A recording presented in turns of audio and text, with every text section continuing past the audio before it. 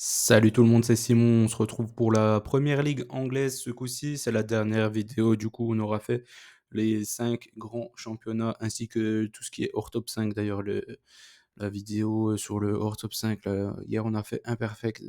Donc, c'est pas mal. Hmm, Pour l'Angleterre, on fait un petit récap de la dernière journée, pronostic de la prochaine, du coup, de ce week-end, la journée 8. Et le petit combi confiance en fin de vidéo. On commence, ouais 4, 7, 7 sur 10, ça va encore. Ça va encore, hein. Concernant la APL, c'est plutôt bien passé. Le MyBet est pas passé par contre. Ouais, j'ai mis Everton ici, donc du coup j'ai fait un perfect, mais dans le mauvais sens.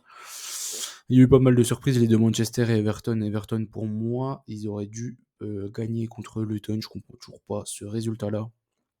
Ça me surprend, surtout quand on voit la tête des buts encaissés. Le premier, c'est Ashley Young. Et le deuxième, c'est une tête. Enfin, non, non, c'est pas une tête, c'est Maurice qui est tout seul au second poteau sur un coup franc. C'est des fautes vraiment d'enfants de 3 ans et que t'apprends ça quand t'as 8 ans, donc je comprends pas trop.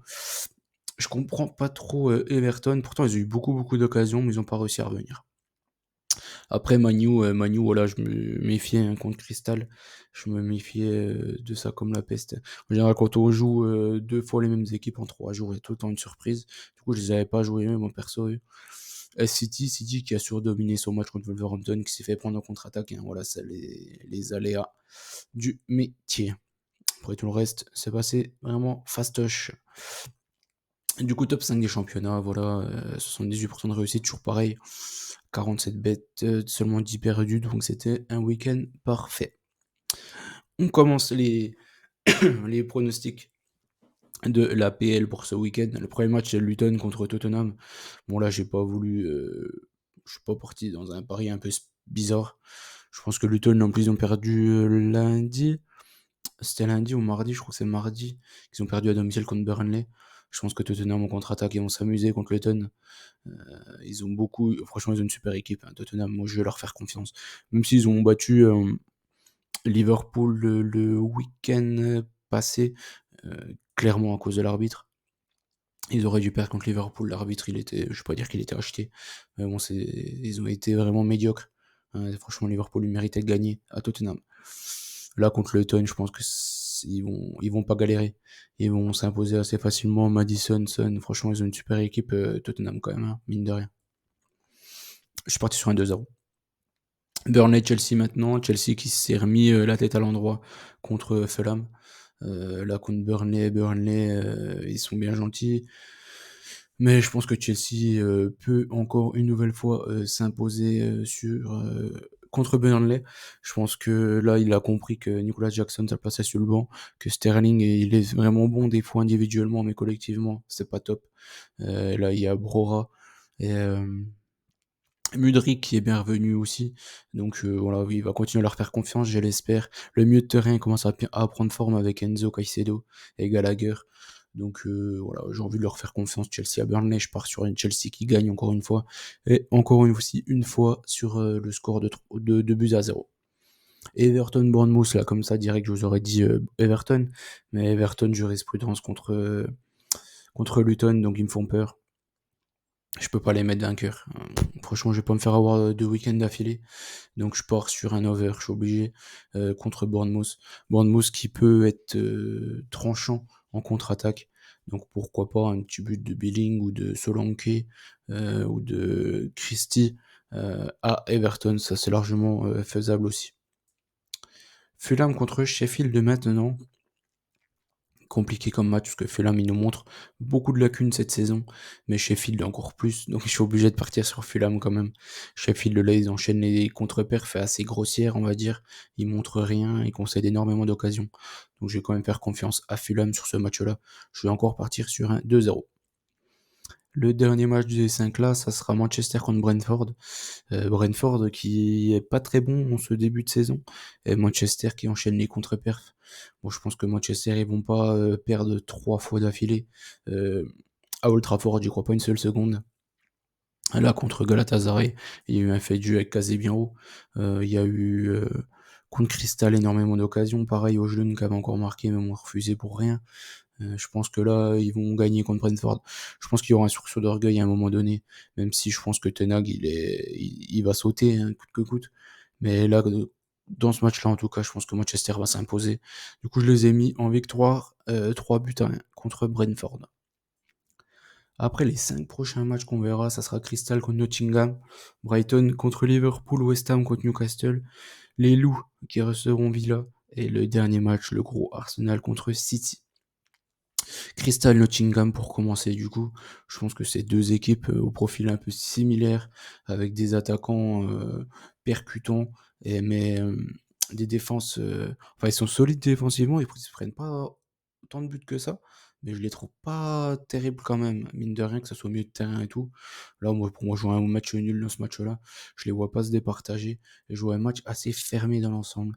Donc je vais couvrir avec Crystal ou nul sur ce match-là. Je pense que Nottingham, ils sont pas mal, mais ils performeront à peine plus tard dans la saison, je pense. Brighton contre Liverpool maintenant. Je pense que Liverpool devrait s'en sortir sur ce match-là, mais je je suis pas parti sur ça. Je pense que Brighton, ils auront à cœur de faire un gros match comme ça contre Liverpool. Ils ont été absents la première mi-temps contre l'OM, mais ils ont été plutôt bons, voire même très bons en deuxième mi-temps, hein. Je les trouve performants, sont un grand Paul Lopez. Déjà, c'est quand même fou de dire ça. L'OM aurait certainement dû perdre ce match-là. Je préfère partir sur un over. Et je vois Liverpool quand même s'imposer à Brighton. West Ham contre Newcastle maintenant. Là, c'est vraiment peut-être le match le plus dur à jouer, je pense, de tous. Donc je suis parti sur un under. Je vois pas beaucoup de buts, je vois un match plutôt fermé. Je trouve que Newcastle, ils ont une bonne défense plutôt solide. West Ham, ils montrent des bonnes choses aussi cette saison. Donc je les vois pas se prendre une toise contre Newcastle. Et je pense que s'il y a une surprise ce week-end, elle sera sur ce match-là. Je pars sur un nul. Je pars sur un nul et un under 3,5 buts. Les Loups maintenant contre Villa. Villa qui joue vraiment bien au foot et tout, mais bon, ils ont encore galéré là en Ligue Europa.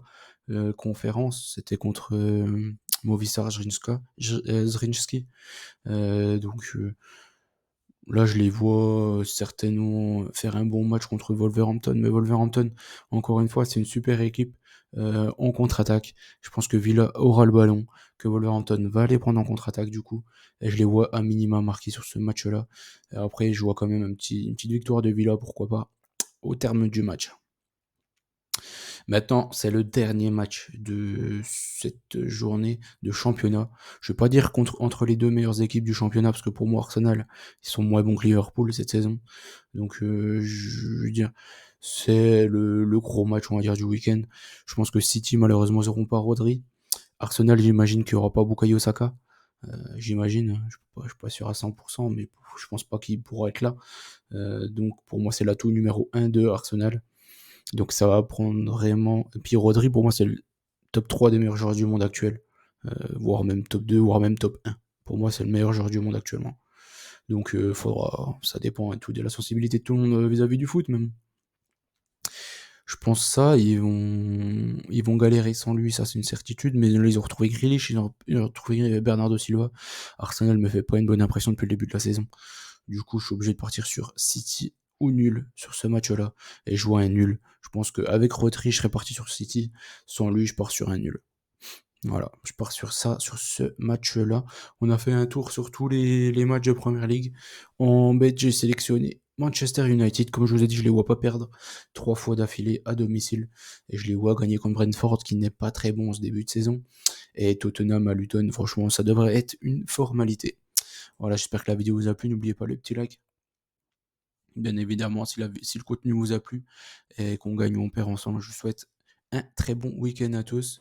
Et si vous le souhaitez, vous pouvez toujours nous rejoindre sur le groupe Telegram. Allez, ciao ciao tout le monde et bonne chance à tous.